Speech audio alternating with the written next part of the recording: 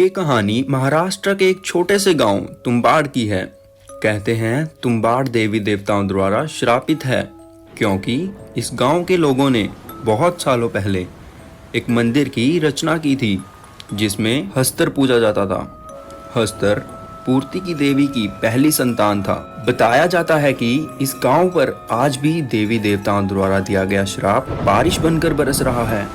यहाँ पर ज़्यादातर काली घटाएं रहती हैं और रेगुलर बारिश भी होती रहती है। इसी तुम्बाड़ गांव को लेकर बॉलीवुड में 2018 में एक मूवी भी बन चुकी है जिसका नाम तुम्बाड़ था। बताया जाता है कि इस गांव के लोगों ने कई सालों पहले एक मंदिर की रचना की थी जिसमें वो हस्तर को पूजने लगे थे। तो आइए पहले हस्तर के बारे में थोड़ा जान लेते हैं। हस्तर बहुत ही ज्यादा लालची था। वो पूर्ति की देवी के सारे सोने पर कब्जा करना चाहता था और उसने देवी के सारे अनाज पर भी कब्जा करने का विचार बनाया।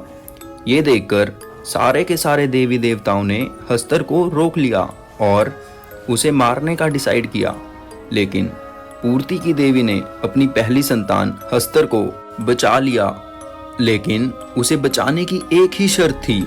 वो शर्त ये थी कि हस्तर को हमेशा के लिए भुला दिया जाएगा। युगों युगों तक हस्तर को कोई भी याद नहीं करेगा और ना ही हस्तर को कोई पूजेगा। लेकिन तुम्बाड़ के निवासियों ने लालच में आकर हस्तर का मंदिर बना दिया और उसे पूजना शुरू कर दिया। ये भी बताया जाता है कि हस्तर ने गांव वालों से प्रसन्न होकर सारा सोना उन्हें ही दे दिया था। तो लालच में आकर कई लोग उस सोने को लेने के लिए उस मंदिर में पहुंचे, लेकिन कोई जिंदा कभी लौट कर नहीं आया। ऐसे ही एक दिन एक हरि नाम के पंडित ने उसी खजाने के लालच में हस्तर की खूब पूजा करी।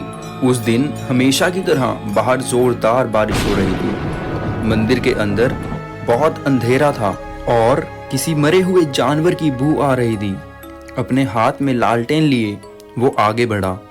अंदर जाके उसने देखा कि उसके आसपास कई लोग अधमरे से पड़े थे।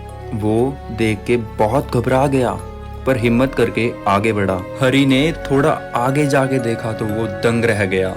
वहां हस्तर की मूर्ति के ठीक नीचे सोने की अनगिनत मुद्राएं रखी थी। हरि की आंखें चमक उठी और वो अपनी पोटली में सारा सोना भरने लगा। अचानक उसे एक जानवर के दहाड़ने की आवाज आई। उसने छिपके देखा तो एक खूंखार जानवर किसी इंसान की चमड़ी उधेड़ रहा था। अचानक हरि का पैर फिसल जाता है और वो जानवर के सामने जा गिरता है और फिर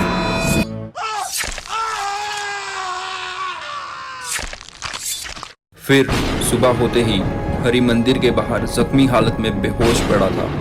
उस दिन के बाद हरि की मानसिक स्थिति खराब हो गई और वो सबको पागलों की तरह बोलता रहा, अंदर मत जाना, अंदर मत जाना। और उसने अपना पूरा जीवन उसी मंदिर के बाहर भीख मांग मांग कर बिता दी।